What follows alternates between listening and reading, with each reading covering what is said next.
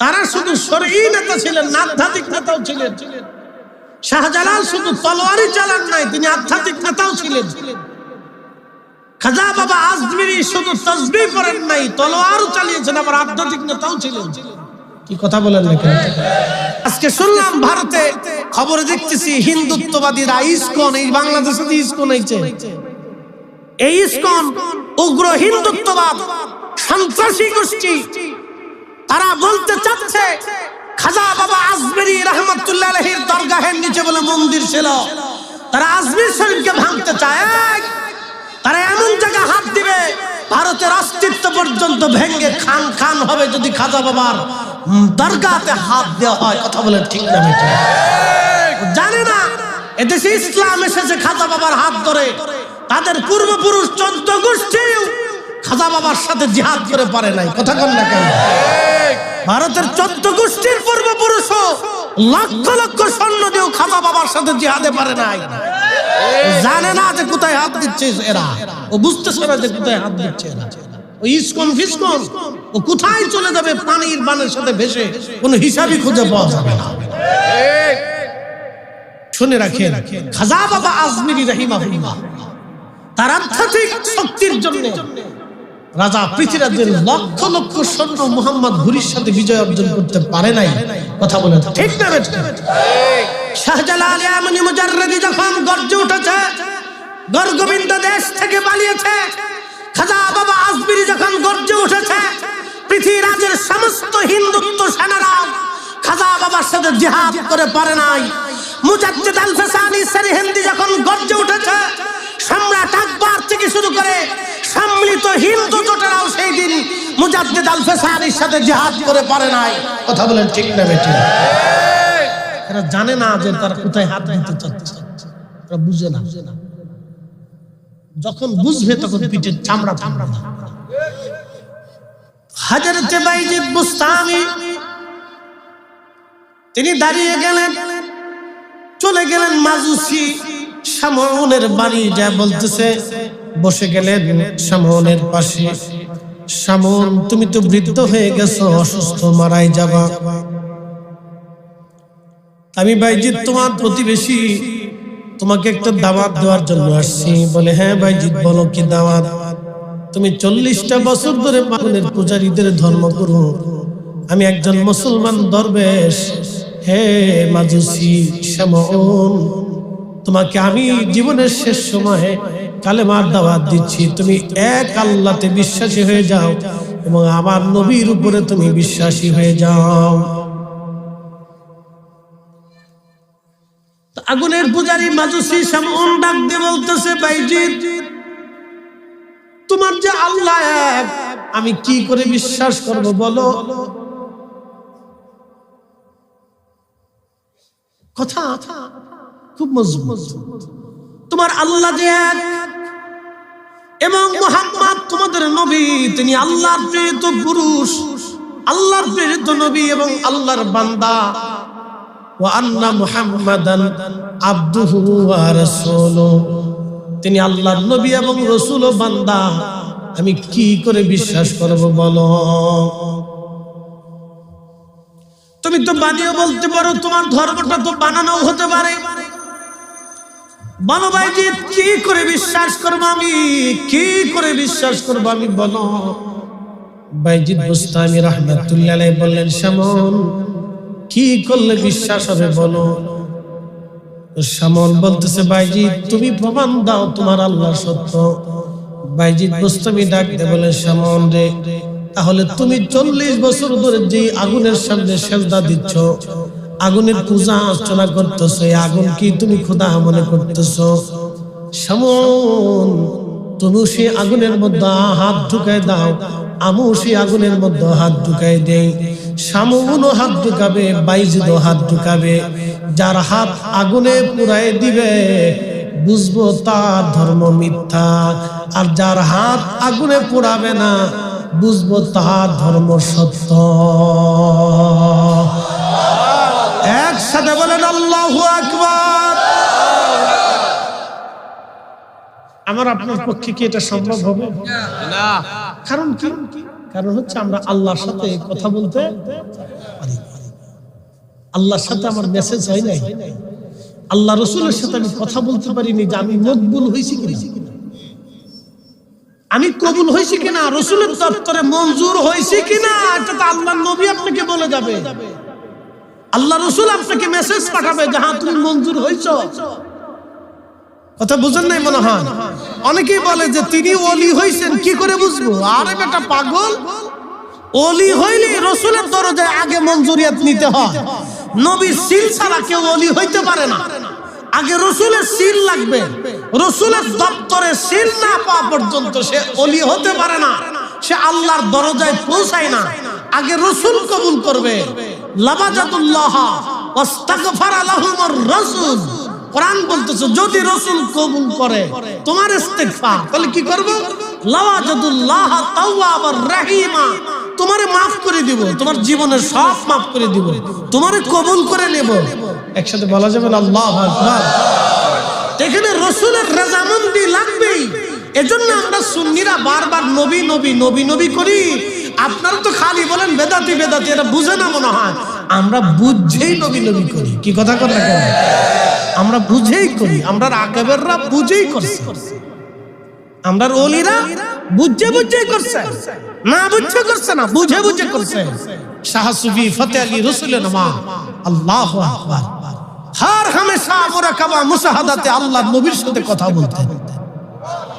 তার সম্মানিত খলিফা হযরত আবু বকর সিদ্দিক ফুরফুরা বিআল কুরাইশি রাহিমাহুল্লাহ, একসাথে বলা যাবে না আল্লাহু আকবার? তার বহু খলিফার ভিতরে একজন খলিফার সারসিনার মরহুম হুজুর নিসার আহমদ রাহমাতুল্লাহ আলাইহি, একসাথে বলবেন না মারহাবা? সুন্নিয়তের বীজ, দ্বীনের খুঁজি, আউলিয়া কেরামের ঝান্ডা, আউলিয়া কেরামের তৈরি করে কারিগর তারা তৈরি করে রেখে গেছে। কথা ঠিক কি না? এরকম বহু ওলি আসছে, কাদরিয়া, চিশতিয়া, মাসলাক আলা হযরত বলে। অনেকেই ওনার সমালোচনা করেন উনি কঠোর ছিলেন। কেন কঠোর ছিলেন? ইশকে রাসূলের তাড়নায় তিনি কঠোর ছিলেন। আমি কি ওনাকে দিল থেকে ভালোবাসি? বলে কেন ভালোবাসেন? এজন্যই ভালোবাসি উনি ইশকে রাসূলের ক্ষেত্রে কাউকে ছাড় দেন। কি কথা কন না কেন? রাসূলের ইজ্জতের ব্যাপারে উনি কাউকে ছাড় দেন, উনি ছেড়ে দেন না। আমরা ছেড়ে দেই, আমরা মাঝে মধ্যে ছেড়ে দেই, কিন্তু আলা হযরত কখনো ছাড়েন না। প্রত্যেক আউলিয়া কেরাম যারা আছেন তারা আমাদের মাথার তাজ। কথা ঠিক কি না? প্রত্যেক আউলিয়া কেরাম আমাদের মাথার কি তাজ। একজন এক এক ভাবে খেদমত করছে, একজন কলম দিয়ে লিখে লিখে কিতাব লিখে খেদমত করছে, আর একজন আধ্যাত্মিকতা দিয়ে খলিফা তৈরি করে ওলি তৈরি করে তারপরে খেদমত করছে। কোন কারো খেদমতকে ছোট করে দেখা সুযোগ নেই, করা যাবে না। সবাইকে যার যার স্থানে সম্মান করতে হবে, সম্মান করতে হবে। শোনেন, কোন ওলির মধ্যে ত্রুটি নেই, ত্রুটি হচ্ছে আমাদের ভিতরে। কোন ওলির মধ্যে ত্রুটি নেই, কোন ওলির জীবনে ত্রুটি পাবেন না। কোন ওলি ত্রুটি হইলে ওলি হইতে পারে না। কোন ওলি বেদাতি হইলে তারে আল্লাহ ওলি বানায় না। ওলি হইতে হলে সাচ্চা একবারে তার একই ইবাদত মঞ্জুরিয়ত লাগে, তাহলে ওলি হইতে পারে না। ওলিরা ওলিদের জায়গায় ঠিক আছে, কিন্তু আমরা অনুসরণ করতে যে আমরা ভুল করি, ডানে বামে এখানে সেখানে আমাদের ভুল আছে, আমাদের ভুল আছে। শাহুন বলতেছে আল্লাহ আছে তো প্রমাণ। তো বাইজিদ বুস্তামি রাহিমাহুল্লাহ বলতেছে আল্লাহ আছে প্রমাণ।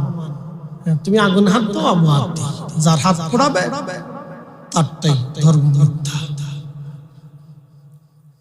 তো বাইজিদ বুস্তামি বলেন শাহুন তুমি আগে হাত দাও, যেহেতু তুমি 40 বছর পূজা করছো, আমি তো জীবনে কোনোদিন আগুনের সামনে মাথা নত করি, আমি আগুনের মালিকের সামনে মাথা নত করছি। আরো জোরে বলে ইসলাম ও মুসলমান সত্য, আপনি বুঝে যাবেন। এগুলো সমস্ত বিশুদ্ধ ঘটনা থেকে দিন আপনাকে বুঝতে হবে। আউলিয়া কেরামের অবদানকে আপনি অস্বীকার করতে পারবেন। আবার যারা জিহাদের ময়দানে যুদ্ধ করছে দিন প্রতিষ্ঠিত করার জন্য, তাদের অবদান অস্বীকার করা, তারাও সবকিছু ত্যাগ করে দিয়ে যুদ্ধের ময়দানে গেছে। এটা সার্টিফিকেট কথা না ভাই, এটা সার্টিফিকেট কথা না। স্ত্রী পুত্র পরিজন ফেলে তারা জিহাদের ময়দানে চলে গেছে, নিজের জীবন শত্রুর সামনে দিয়ে জিহাদ করছে। আপনি তাকে ছোট করে দেখার সুযোগ নেই তো। হযরত বাইজিদ বুস্তামি রাহিমাহুল্লাহ তিনি চলে গেলেন বাইজিদ বুস্তামি তিনি শামুনকে বলতেছেন, ঠিক আছে শামুন, তুমি তো আমাকে আগে হাত দিতে বলতেছো, আমি আগে হাত দিব। বাইজিদ বুস্তামি রাহমাতুল্লাহি আলাইহি বিসমিল্লাহির রহমানির রহিম বলে আগুনের মধ্যে হাত ঢুকিয়ে দিলেন। আগুন জ্বলে, বাইজিদ জ্বলে না। তেলের গাড়ি তেলে চলে, হাওয়ার গাড়ি হাওয়ায় উড়ে, বিনা তেলে চালাই গাড়ি নবী সুলাইমান। আমরা সেই মুসলমান, আমরা সেই মুসলমান। আমি বাইজিদ বুস্তামিতে রাখলাম, এখন চলে যাই ইয়ামান দেশে। আরেকটু বুঝতে পৃথিবী বিখ্যাত একজন কিবারুত তাবিঈন আবু মুসলিম আল খাওলামি রাহমাতুল্লাহি আলাইহি, ওনার বাড়ি ছিল মিশর। কালেমার দাওয়াত যখন পৌঁছালো, তখন মিশর থেকে রওনা দিয়ে তিনি চলে আসলেন মদিনাতুল মুনাওয়ারা। এসে দেখলেন রাসূল আর দুনিয়াতে নাই। নবী পাওয়ার জন্য এসেছিলেন, নবী তিনি পাইলেন না, কিন্তু হযরত আবু বকরের কাছে তিনি কালেমা পড়লেন। আবু বকর সিদ্দিকের দর্শে কিছুদিন কাটাইয়া আবু মুসলিম আল খাওলামি রাহমাতুল্লাহি আলাইহি আবু বকর বলেন, আবু মুসলিম, আপনি ইয়ামান দেশে চলে যান কালেমার দাওয়াত দেওয়ার জন্য। হযরত আবু মুসলিম আল খাওলামি কালেমার দাওয়াত দেওয়ার জন্য ইয়ামান দেশের দিকে রওনা হয়ে গেলেন। আবু বকরের জীবনেতে ভণ্ড নবীদের উদ্ভাব হলো, ভণ্ড নবী। এই ভারত উপমহাদেশে ব্রিটিশরা একটা ভণ্ড নবীকে তারা বানাইলো। এই ভণ্ড নবীর নাম মির্জা গোলাম আহমদ কাদিয়ানী। ব্রিটিশরা প্রটোকল দিয়ে, টাকা পয়সা দিয়ে তারে ভণ্ড নবী বানাইলো এবং অনেক অর্থ করে দিয়ে তাকে নবী বানিয়ে ফেললো। এখনো দেখবেন তাদের শত শত কোটি টাকার তাদের মালিক। এই যে বাংলাদেশের প্রাণ কোম্পানি দেখেন, এটা কাদিয়ানীদের বানানো। প্রাণের আরফিল টারফিল যা আছে সব কাদিয়ানী। বাংলাদেশের একটা প্রসিদ্ধ কোম্পানি। আরফিল স্যার, আপনি তো এই প্রাণ ছাড়া আপনি মালই তো খুঁজে পাওয়া মুশকিল হয়ে যাবে। সব সেকশনে মাল আছে এবং ভালো ভালো কোয়ালিটির মাল। মানুষ সবাই তো ভালো কোয়ালিটি খুঁজে, ঠিক আছে না? সবাই খুঁজে আমার জিনিসটা ভালো হইতে হবে, কোয়ালিটি সম্পূর্ণ। তো কোয়ালিটি সম্পূর্ণ দেখতে হলে তো সব ওদের মাল, ভালো কোয়ালিটির মাল। তাদের কোটি কোটি টাকা দিল, ব্রিটিশরা অর্থ দিল, তারা তাকে বানিয়ে ফেললো নবী মির্জা গোলাম আহমদ কাদিয়ানী। কিন্তু আল্লাহ ছেড়ে দেওয়ার না, এই গোলাম আহমদ কাদিয়ানী বাথরুমের মধ্যে ঢুকছে বাথরুম করার জন্য। আমার আল্লাহ ওই বাথরুম ভেঙ্গে চুরে তাকে পায়খানার মধ্যে ফেলাইয়া, গু খাওয়াইয়া, বাথরুম খাওয়াইয়া আমার আল্লাহ তারে মারলো। জোরে বলা যাবে আল্লাহু আকবার। 3 দিন পর্যন্ত উম্মতে নবী খুঁজে পায়, এদের বানানো নবী আর কি। তো নবী সাহেব নবী নাই, 3 দিন পর্যন্ত নবী সামনে খুঁজে পায় না, ভাই হ্যাকার বানান নাই নাই। আরে বাথরুমের দরজা ভাঙে ভিতরে ঢুকে দিয়েছে নবী, ভিতরে হইয়া মোটামুটি যা খাওয়ার খাইছে আর কি। খুব প্রসিদ্ধ জিনিসই খাইছে। আল্লাহর শাস্তি হচ্ছে সবচেয়ে বড় শাস্তি। এইভাবে যুগে যুগে আল্লাহ নাফরমানদেরকে দুনিয়াতে শাস্তি দিয়ে মানুষ জাতিকে দেখাইছে, দেখো আমি রব। কথা কোন ঠিক কিনা? আমি আল্লাহ সত্য, তোমরা দেখো। রাউন্ডে দেখাইছে, নমরুদকে দেখাইছে, কারুনকে দেখাইছে, হামানকে দেখিয়েছে, সাদ্দাতরে দেখিয়েছে, গোলাম আহমদ কাদিয়ানীর দেখিয়েছে, চেঙ্গিস খানকে দেখিয়েছে, সব খানকে দেখাই বুঝাইছে। আবু মুসলিম আল খাওলামি ইয়ামান দেশে তো প্রচুর ভণ্ড নবী চারদিক থেকে উদ্ভব। হযরত আবু বকর সিদ্দিক রাদিয়াল্লাহু আনহু, সাহাবায়ে কেরাম হিমশিম কাঁপছে। আবু বকর সিদ্দিক রাদিয়াল্লাহু আনহু চিন্তা হলো এই সময় যদি ভণ্ড নবীদেরকে উৎখাত করা না হয় তো ইসলাম পৃথিবীতে বিতর্কিত হয়ে যাবে। সাহাবায়ে কেরাম জীবনপণ লড়াই করে শাহাদাতের তামান্না নিয়ে জিহাদের ময়দানে কঠিন জিহাদ করে যাচ্ছে। কিন্তু ইয়ামান দেশটা একটা অঞ্চলে পড়ার কারণে সৈন্যবাহিনী এদিকে দিতে পারতেছিলেন। হযরত আবু মুসলিম আল খাওলানি একা পড়ে গেলেন, তার কোনো সেনা সৈন্য ছিল না। সমসংখ্যক সামান্য কিছু অনুসারী, কিছু মুসলমান নিতেন ইয়ামানের দুর্গম অঞ্চলগুলিতে কালেমার দাওয়াত দিচ্ছে। ভণ্ড নবীর লোকেরা তাকে ধরে নিয়ে গেল। ভণ্ড নবীর লোকেরা তাকে ধরে নিয়ে আবু মুসলিম আল খাওলামিকে বললেন, তুমি যদি এই কাজ না ছেড়ে দাও তোমাকে হত্যা করা হবে।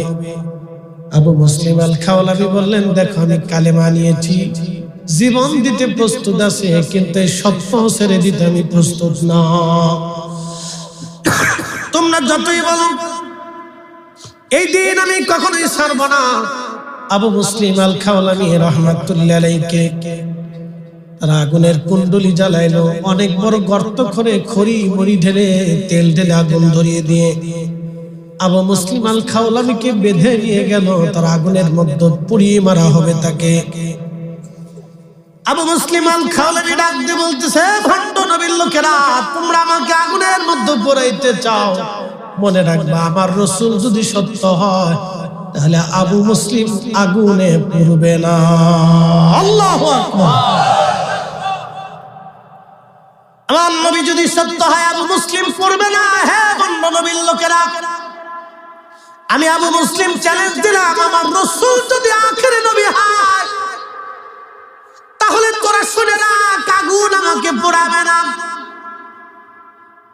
আর আমার রাসূল যদি শেষ নবী না হয়, তোমরা যারা নবী মানতেছো ভণ্ড মিথ্যাবাদী যদি নবী হয় তাহলে আমি আবু মুসলিম আগুনে পুড়ে যাব। কত কঠিন ঈমানের অধিকারী ছিল তারা, শুধু শরীর অধিকারী ছিল না, আধ্যাত্মিক অধিকারী তারা ছিলেন। কারণ আধ্যাত্মিকতা না থাকলে এত বড় কলিজা হওয়া সম্ভব হয় না। কথা বলেন ঠিক কিনা? বলতেছে সেটা দাও। হাজার হাজার অনুসারী ভণ্ড প্রতারক নবী অনুসারী হাজার হাজার লক্ষ লক্ষ আবু মুসলিম আল খাওলামিকে হাত পা বেঁধে আগুনের মধ্যে ছেড়ে দেওয়া। আগুন জ্বলে, আবু মুসলিম জ্বলে না। একসাথে বলবেন আল্লাহু আকবার। এখন প্রশ্ন করি, জবাব দেবেন যারা বিজ্ঞানের ছাত্র আছে। আগুন জ্বললে কি আগুনের ভিতরে অক্সিজেন থাকে? কোন আগুনের ভিতরে আপনি অক্সিজেন পাবেন না, কারণ শুধু আগুন, ওখানে আর কিছু থাকে না। তো আবু মুসলিম আগুনের ভিতরে, আগুন জ্বলে কিন্তু আবু মুসলিম জ্বলেও না, অক্সিজেনে না থাকার কারণে মরেও না। তাহলে আগুনকে ঠান্ডা বানাই, আগুনের ভিতরে অক্সিজেন দিলেন কি? একসাথে বলেন না, না জোরে বলেন। তাহলে আল্লাহ এক, জোরে বলেন আল্লাহ আল্লাহ আল্লাহ। আগুনের যদি খোদা ভিন্ন হতো তাহলে আগুনের খোদাই বলতো আবু মুসলিমকে পুরাই দিও। ঠান্ডার খোদা যদি ভিন্ন হতো তাহলে ঠান্ডার খোদা বলতো না পুরানো যাবে। দুই খোদার ভিতর ভিড়ে ভিড়ে চলছে। কথা ঠিক কিনা? এই জন্য আল্লাহ এক, জোরে বলেন আল্লাহ লা শারীকা লাহু। আল্লাহর কোন শরীক হতে পারে? বুঝে যান। দেখেন ইসলাম এবং আমার নবী সত্য, এই বাস্তব ঘটনা থেকে আপনি বুঝেন হাজার হাজার মানুষ এই ঘটনার সাক্ষী ছিল। তো মুসলমানদের প্রথম খলিফা فعليكم بسنتي وسنة الخلفاء الراشدين المهديين। একসাথে বলবেন আল্লাহু আকবার। অ্যাটেনশন, মনোযোগ দিন, আমার দিকে তাকান। فعليكم بسنتي, তোমরা আমার সুন্নাহ মানবে। নবীজি বলতেছেন তোমরা আমার সুন্নাহ মানবে। আমার সুন্নাহ তোমরা যেভাবে মানো, ওয়া সুন্নাতিল খুলাফাইর রাশিদিনাল মাহদিয়িন, আমার হেদায়েত প্রাপ্ত খলিফা। একসাথে বলবেন আল্লাহু আকবার। কি প্রাপ্ত? কি প্রাপ্ত? জোরে বলেন, জোরে জোরে জোরে। এই হেদায়েত প্রাপ্ত কি আমরা বলছি না রাসূল বলছেন? সার্টিফিকেট কি আমাদের ভোটে না রাসূলের জবানে? রাসূলের জবানে। বুঝে যাবে। আগুন জ্বলে, আবু মুসলিম আল খাওলাবি জ্বলে না। আগুন জ্বলে, আবু মুসলিম জ্বলে না। আগুন জ্বলতে লাগলো, আবু মুসলিমের হাত পা বাঁধা আগুনের ভিতরে। আগুন জ্বলে, আবু মুসলিম আল খাওলাবি জ্বলেন না, পুড়লেন না। তিনি ভণ্ড নবী এবং তার অনুসারী কিছু পালিয়ে চলে গেল। কিছু মানুষের ভুল ভেঙে গেল, তারা বলল না, এত বড় ঘটনার পরে আমাদের আর বুঝার বাকি নাই, মুহাম্মাদুর রাসূলুল্লাহ সাল্লাল্লাহু আলাইহি সাল্লাম আখিরি নবী, তাতে কোনো সন্দেহ নাই। ঠিক কি না? লা নবিয়্যা বা'দি ওয়া মান ইদ্দাআ আন-নবুওয়া ফাহুয়া কাফির। আমার নবীর পরে আর কোনো নবী নাই, নবী নাই, নবী নাই। আছে না? আমাদের রাসূলের পরে আর কোনো রাসূল নাই, নবী নাই। তিনি শেষ নবী, তিনি শেষ নবী। নবীর পরে আর কোনো নবী নাই। কেউ যদি নবী বলে দাবি করে সে কাফের, সে কাফের, সে কাফের, কাফের। আবু মুসলিম আল খাওলাবি আগুনের মধ্যে পড়ে রইলেন। আগুন জ্বলে, আবু মুসলিম খাওলাবি জ্বলে না। আমার রব কোরআনে বলে দিলেন, আল্লাযীনা আমানু ওয়া কানু ইয়াত্তাকুনা লাহুমুল বুশরা ফিল হায়াতিদ দুনিয়া ওয়া ফিল আখিরাহ। আল্লাযীনা আমানু, যারা ঈমানে পরিপূর্ণ। আচ্ছা, আপনাদেরকে বলি, কাজী নজরুল একটা কথা লিখছে, কথা খুব সুন্দর। কাজী নজরুল তিনি লিখছে, আল্লাহতে পরিপূর্ণ ঈমান কোথা আসে বসে, পরিপূর্ণ ঈমান কোথা আসে বসে। যেই মুসলিম আল্লাহতে পরিপূর্ণ বিশ্বাসী, সে কখনো ঘুষ খেতে পারে না, সুদ খেতে পারে না, অন্যের মাল নষ্ট করতেই পারে না। কথা বলে ঠিক কিনা? পারে না, হতেই পারে না, এটা কখনো কল্পনাই ঠিক।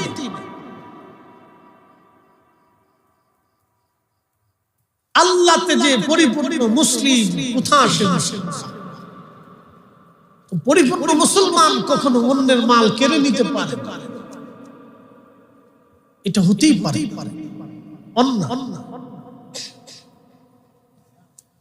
মুসলমান খুব মনোযোগ দিবেন। হাজিরিন, আবু মুসলিম আল খাওলাবি আগুনের ভিতরে, আগুন জ্বলে, আবু মুসলিম জ্বলল না। ভণ্ডর লোকেরা ভণ্ড সহ পালিয়ে চলে গেল। কিছু মুসলমান হয়ে গেল, তওবা করল, ফিরে আসে। সারা ইয়ামান দেশে ছড়িয়ে গেল ঘটনা, সারা আরবে ছড়িয়ে গেল ঘটনা। আবু মুসলিম ইয়ামান থেকে মদিনার দিকে রওনা হয়েছে।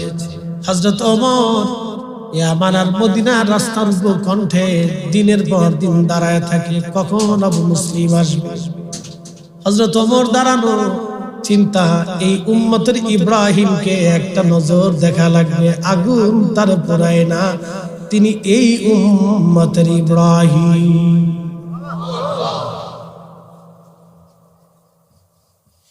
ইসলাম সত্য। আল্লাহ কোরআনে বললেন, আলা ইন্না আউলিয়া আল্লাহি লা খাউফুন আলাইহিম ওয়া লা হুম ইয়াহজানুন।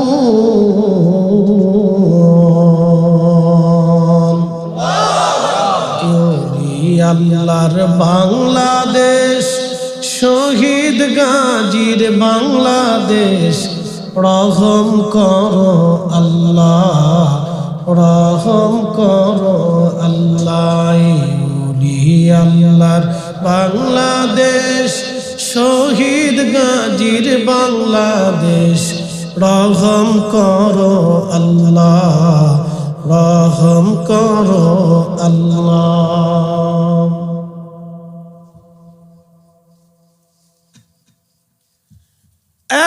সুন্নি বরুড়াবাসী, আল্লাহ বলেন সাবধান, আমার ওলি যারা তারা চিন্তিত হবে না, ভয় তারা পাবে না, পেরেশানি তাদের নাই, ভয়ও তাদের নাই। আবু মুসলিম তিনি সাহাবী ছিলেন না, তিনি কিবারুত তাবিঈন, তাবিঈনদের মধ্যে অন্যতম শ্রেষ্ঠ তাবিঈন।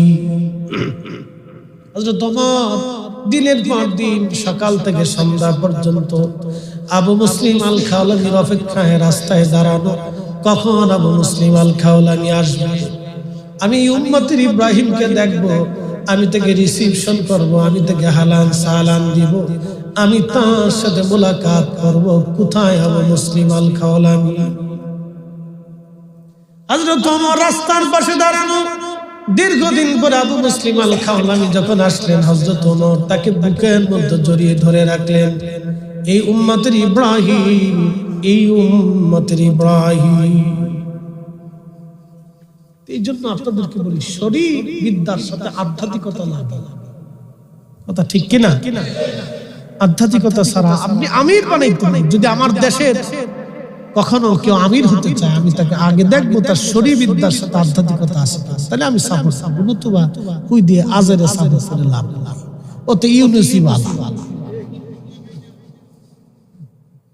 কি আপনি মন খারাপ করছেন? ও তো ডক্টর ইউনিসি, ওদের ভিতরেও নাই বাইরে নাই, কিন্তু মালটুস পয়সা করি আছে, সারা পৃথিবীর সাথে একটু লিয়াজু টিয়াজু আছে, কিছু না হলে কটা পয়সা করি দেশে আনতে পারবো আর কি।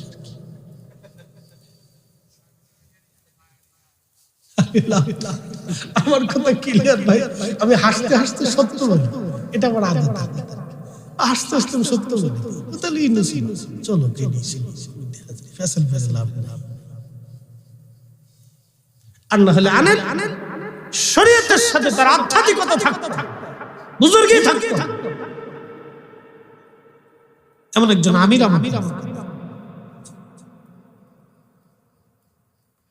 প্রিয় উপস্থিতি, খুব মনোযোগ দিবেন। শামউন বাইজিদ বুস্তামি আগুনের ভিতরে হাত ঢুকিয়ে দিছে, আগুন জ্বলে, বাইজিদ জ্বলে না। শামউন ডাকতে বলতেছে, বাইজিদ আর বুঝার বাকি নাই, 40 বছর ধরে যেই আগুনের পূজা করলাম, আগুনের সামনে মাথা নত করে পড়ে রইলাম। বাইজিদ রে, তুমি যে ঈমান, যে কালেমা, যে বিশ্বাস, তোমাকে আজ আগুন তোমার বাধ্য হয়ে গেল। এতটা বছর আগুনের পূজা করলাম, আগুনকে আমার বাধ্য বানাইতে পারি নাই, তুমি কি করলা বাইজিদ? আগুন তোমার বাধ্য হয়ে গেল। বাইজিদ বুস্তামি ডাক ডাকে, শামউন আমি আগুনের বাধ্য বানাই নাই, আমি আগুনের মালিক রে রাজি করছি।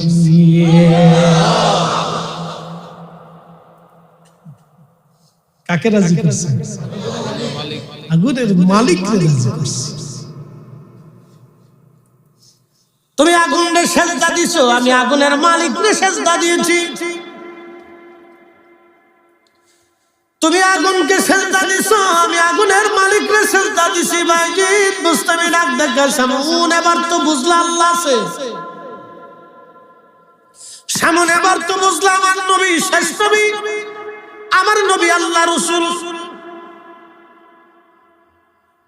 ওয়াল্লাযীনা ইউমিনুনা বিমা উনজিলা ইলাইকা ওয়া মা উনজিলা মিন ক্বাবলিক, আপনি নবীর উপরে যাহা অবতীর্ণ হয়েছে বিশ্বাস স্থাপন করতে হবে। ইয়া আইয়ুহাল্লাযীনা আমানু আমিনু বিল্লাহি ওয়া রাসূলিহি, ঈমানদার ঈমান আনো, আমি আল্লাহর উপরে আগে ঈমান আনার পরে আমার রাসূলের উপরে ঈমান আনো, ঈমান আনো। আমি আল্লাহ মানার সাথে সাথে নবী মানা লাগবে। এই জন্য লা ইলাহা ইল্লাল্লাহর পরে মুহাম্মাদুর রাসূলুল্লাহ থাকবে। যারা লা ইলাহা ইল্লাল্লাহর পরে মুহাম্মাদুর রাসূলুল্লাহ শব্দ যারা কেটে দিতে চায়, ওরাই বর্তমান ইহুদিদের দালাল।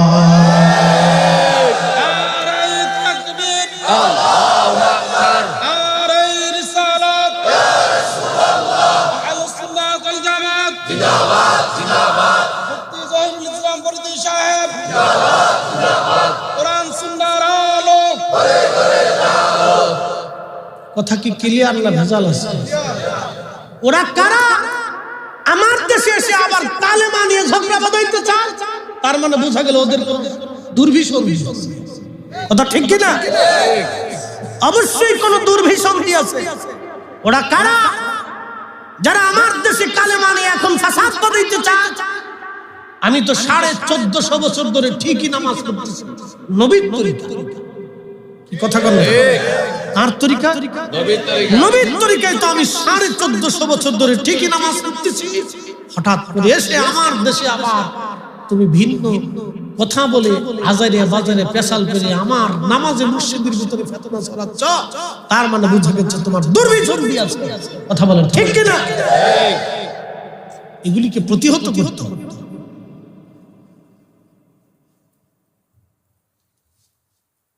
প্রিয় উপস্থিতি, খুব মনোযোগ দিবেন।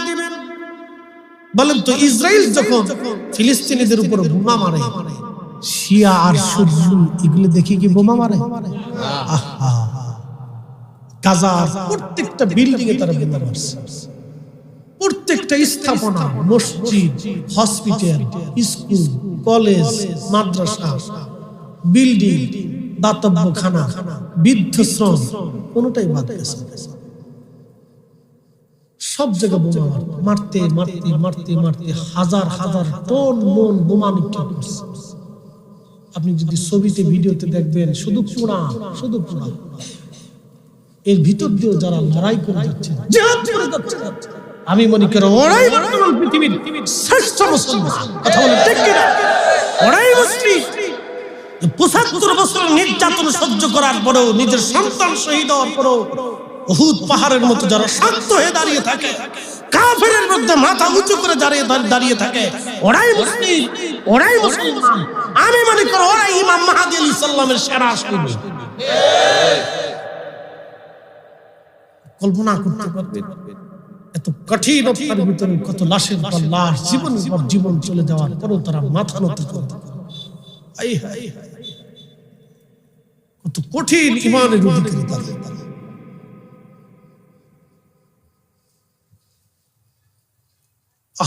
তাদের ঈমানের দিকে তাকিয়ে আমাদের শরম করে, লজ্জা করে। তাদের ইয়াকিনের দিকে তাকিয়ে আমাদের কাছে লজ্জা করে যে আমি তো মুসলমানই হয়েছি, আমি তো মুসলমানই।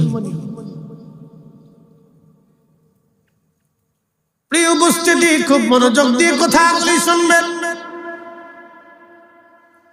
সামন ডাক দিয়ে বলতেছে, ভাইজি আর দেরি না, তাহলে সেই কালেমায় পড়ায় দাও, লা ইলাহা ইল্লাল্লাহু মুহাম্মাদুর রাসূলুল্লাহ সাল্লাল্লাহু আলাইহি ওয়াসাল্লাম।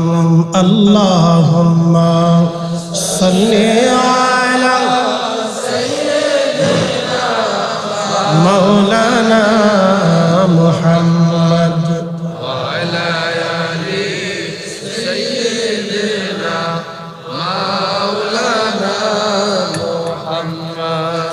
তুমি আল্লাহর প্যারা হাবিব, তোমার তুলনা নাই কেউ আর, তোমার মতো আকাশ ভ্রমণ করেনি কোন পয়গম্বর।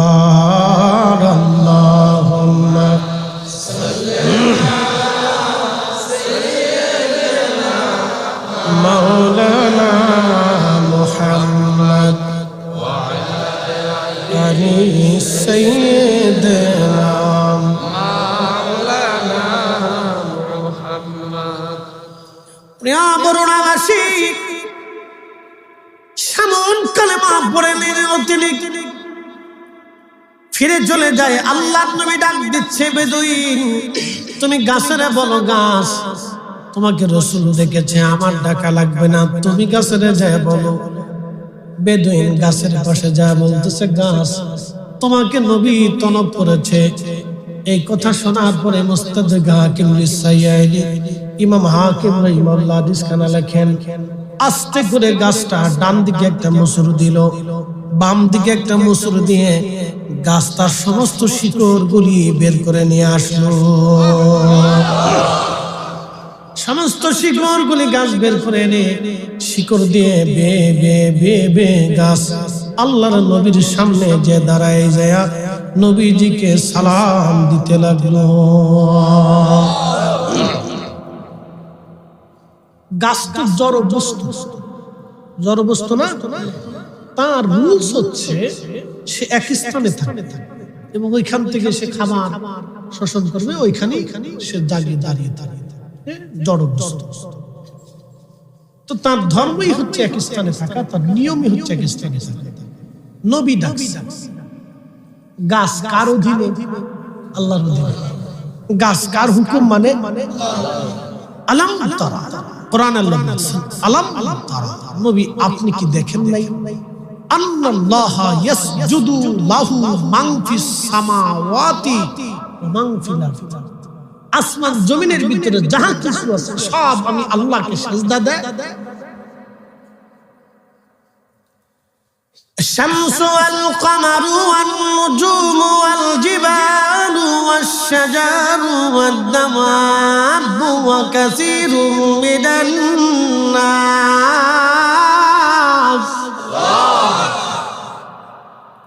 সূর্য আমি আল্লাহকে সিজদা দেয়, নক্ষত্র চাঁদ আমি আল্লাহকে সিজদা দেয়, পাহাড় আমি আল্লাহকে সিজদা দেয়, গাছ আমি আল্লাহকে সিজদা দেয়, আদামাবু সকল প্রাণী কুল আমি আল্লাহকে সিজদা দেয়। কাসীরুম মিনান নাস কিছু সংখ্যক মানুষ আমি আল্লাহকে সিজদা দেয়, সবাই আল্লাহকে সিজদা দেয় না।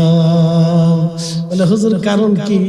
জুমার নামাজে যে মুসল্লি হয় আসরের নামাজে সেই মুসল্লি নাই। আচ্ছা বলুন, আমি ফজর নাই বাদ দিলাম, জুমা আসর কয় ঘন্টা ডিফারেন্স? 2 ঘন্টা। তো 2 ঘন্টার ভিতরে মুসল্লি সব কবরে চলে গেছে। তাহলে আসরের সময় বাকি মুসল্লি কই? দোকানে, পাটে, ব্যবসা বাণিজ্য। কিছু সংখ্যক মানুষ আমি আল্লাহকে সিজদা দেই। আল্লাহর হিকমত বড় চমৎকার। আপনি যদি প্রত্যেকটা পাঁট আপনি বুঝেন তো আপনি আশ্চর্য। আপনি দেখেন তো এই যে শীত আসছে, আল্লাহ ইচ্ছা করলে কি একদিনে সব শীত দিতে পারতেন না? পারতেন, কিন্তু কেন দেন নাই? যদি এক রাতে আপনি ধরেন রাত্রিবেলা শুয়েছেন ফ্যান চালান, শীত পড়ে গেছে, প্রচন্ড শীত, মাঘ মাসে 15 ডিসেম্বর থেকে জানুয়ারি 15 তারিখ পর্যন্ত একটা প্রখর শীত কিন্তু বাংলাদেশে পড়ে। বেশি শীত পড়ে এই টাইমটা, জানুয়ারি ডিসেম্বরের 15 থেকে জানুয়ারির মাঝামাঝি একটা শীত থেকে মানে প্রচন্ড শীত। এই সময়কার শীত যদি হঠাৎ করে নভেম্বরের 1 তারিখে পড়ে, তাহলে বৃদ্ধ মানুষ অনেকেই মারা যাবে, পশু পাখি মারা যাবে, অনেক মানুষ অসুস্থ হয়ে যাবে। তো আল্লাহ কত বড় দয়াবান, শীতটাকে আল্লাহ সহায় শরীরের সাথে মেসিং যেতে হয়। ধীরে ধীরে আল্লাহ শীত দেয়।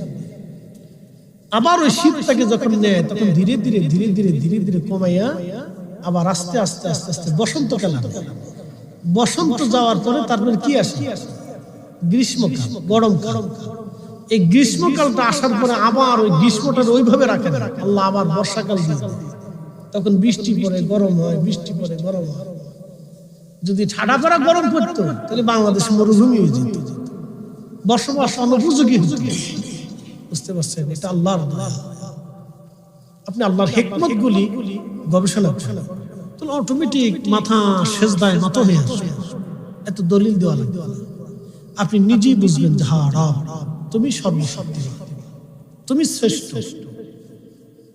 সমুদ্রের জোয়ার আসে, কোটি কোটি মন টন বিলিয়ন কোটি টন মন পানি আল্লাহ সমুদ্রের ভিতরে 4-5 হাত উঁচু করে যাচ্ছে, আবার নিয়ে চলে যেতেছে। একসাথে বলি এই মহাশক্তির মালিক কে? আল্লাহ। কোন সন্দেহ নাই। বেদুইন বলতেছে গাছ আল্লাহর অধীনে, আর সাজার গাছ আল্লাহকে সিজদা দিছে। গাছ কার অধীনে? আল্লাহর অধীনে। ডাক দিছে কে? আল্লাহর নবী। একসাথে বলবেন আল্লাহু আকবার। গাছ কার অধীনে? ডাক দিছে কে? আল্লাহর নবী। এখন যদি হুকুম অমান্য করে তাহলে গাছ জানে যে চিরদিন আমাকে জাহান্নামে পুড়তে হবে। গাছে হুকুম পাওয়ার সাথে সাথে নাম দিকে শিকড় বাকড় দিয়ে হাইটে হাইটে আল্লাহ রাসূলের সামনে দিয়ে জবান তো কথা বলে না, গাছের তো জবান জবান খুলে গেল।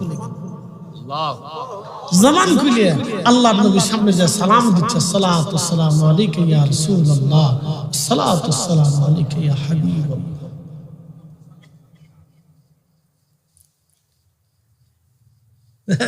দুঃখজনক কথা। শোনেন, আপনাদেরকে আজকে একটা তথ্য দিয়েছি। মদিনাতে দুইটা পাহাড় আছে, একটা জাবাল উহুদ আর একটা জাবাল আইশ। ইমাম ইবনে শিবমা তারিখ ইবনে শিবমার ভিতরে হাদিসগুলি লিখছেন। আল্লামা শেখ আব্দুল হক মুহাদ্দিস দেহলভী আজ-জাযবুল কুলুবের ভিতরে তিনি এগুলি বিস্তারিত বর্ণনা করেছেন। মদিনাতে কয়টা পাহাড়? দুইটা। মনোযোগ দেন, দুইটা পাহাড়। উহুদ পাহাড় এবং জাবাল আইরের মাঝখানে হচ্ছে মদিনা। মাঝখানে কি? মদিনা। দুই পাশে কয়টা পাহাড়? দুইটা পাহাড়। এই পাহাড়ের ঘটনা থেকে আপনারা রাসূল বুঝে যান। দুই পাশে দুইটা পাহাড়, মাঝখানে কি? মদিনা। দুই পাশে দুই পাহাড়, মাঝখানে মদিনা। প্রিয় উপস্থিতি, এই মদিনার মাঝ পাহাড় দুইটা পাহাড়, একটা পাহাড় উহুদ। প্রিয় নবীজি বলতেন, উহুদ আমাকে ভালোবাসে। আলা বাবিন মিন আবওয়াবিল জান্নাহ, উহুদ হলো জান্নাতের একটা পাহাড়। সে জান্নাতের দরজার সামনেই থাকবে। জান্নাতীরা যখন জান্নাতে ঢুকবে, ঢোকার সময় দেখবে জান্নাতের দরজায় উহুদ দাঁড়ানো আছে। কেন? উহুদ নবীকে ভালোবাসতেন, নবী উহুদকে ভালোবাসতেন। একটা পাহাড় রাসূল ভালোবাসার জন্য একটা পাহাড় জান্নাতি হয়ে গেল। একটা উস্তনে হান্নানা কাঠ নবী ভালোবাসার কারণে জান্নাতি হয়ে গেল। আজও রিয়াজুল জান্নার ভিতরে যদি আপনি যান তো আল্লাহর নবীর মিম্বার মোবারক দেখবেন। ওই মিম্বার শরীফের নিচেই উস্তনে হান্নানাকে দাফন করা হয়েছে। আল্লাহর নবী বললেন, আমি রওজা শরীফ থেকে উঠব, এখান থেকে উঠে আমি আমার উস্তনে হান্নানাকে নিয়ে হাসরের ময়দানে আমি নবী জান্নাতে চলে যাব, আমার কাসওয়া উটের পিঠে চড়ে যাব। আল্লাহু আকবার। কাসওয়া উটের পিঠে করে চলে যাব। আমি একা যাব না, কাসওয়াকে নিয়ে যাব। তার মানে ভালোবাসার গুরুত্বটাকে আপনি ছোট করে দেখতে পারেন না। রাসূলের দুরূদ সালামটাকে ছোট করে দেখা যাবে না। আজকে ঈদ মিলাদুন নবী, এই অনুষ্ঠানটা আমার রাসূলকে কেন্দ্র করে, নবীকে মহব্বত করে যে অনুষ্ঠান হয়, সেটাকে আপনি ছোট করে দেখতে পারেন না। যারা ছোট করে দেখে, আমি মনে করি কিছুটা হলো তার মানসিক অসুস্থতা আছে। আমি তার মন্দ বললাম না, মানসিক কিন্তু অসুস্থতা সম্ভবত আছে। তা না হলে তার এরকম হওয়ার কথা না। এরকম করবে কি? তো মসজিদে জুল হুলাইফার বাম পাশে একটা পাহাড় দেখবেন, এটার নাম জাবাল আইশ। এই পাহাড়টাই হচ্ছে জাবাল নার, জাহান্নাম। এই পাহাড়টা রাসূলের সাথে বিয়াদবি বলে, বিয়াদবি কি? পাহাড় রাসূলকে সালাম দিত না। একটা আলা বাবিন মিন আবওয়াবিন নার, রাসূল বলতেন ও পাহাড়টা জাহান্নামী, জাহান্নামের দরজাটা আল্লাহ তাকে রেখে দেয়। আমাকে উহুদ আমাকে ভালোবাসে, আমার সাথে দুশমনি করে। এই জন্য মদিনা আপনার আল্লাহ পাওয়ার মূল সেন্টার। কি কথা বল না কেন? মদিনা আল্লাহর নেটওয়ার্ক পাওয়ার মূল টাওয়ার।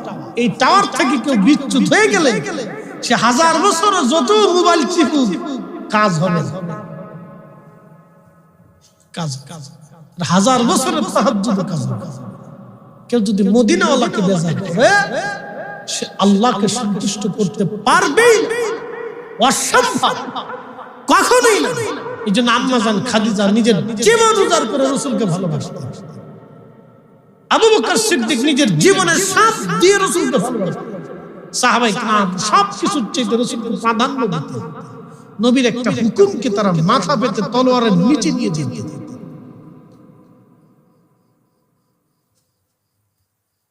এইজন্য আল্লাহ রাসূলের কোন বিষয়টাকে ছোট করে দেখলে বিপদ আছে। কোন দিক দিয়ে কোন বিপদে পড়ে যাবেন তার হিসাব। এইজন্য আমাদের এই কাজগুলিকে আপনারা ছোট করে দেখার সুযোগ নেই ভাই। যাদের দেখে আমি মনে করি তাদের কিছুটা অসুস্থতা আছে, অসুস্থতা আছে। এত শিরিক আর বেদাতের তবকা দিয়ে, এত বেদাতের তবকা দিয়ে, বেদাতের তবকা যদি দেন তাহলে এই উপমহাদেশে আপনি কোনো অলি খুঁজে পাবেন। কি কথা কর না কেন? অলি খুঁজে পাবেন। মুজাদ্দিদ আল ফাসানি সিরহিন্দি থেকে এই পর্যন্ত কোনো অলি পাবেন না। তাহলে বুঝতে হবে সবই বেদাত। এত তবকা দিয়ে ইশকে রাসূলে কোনো তবকা আসে না। ইশকে রাসূলে কোনো বেদাতের ফয়সালা হয় না, বেদাতের তবকা দিতে হয় না।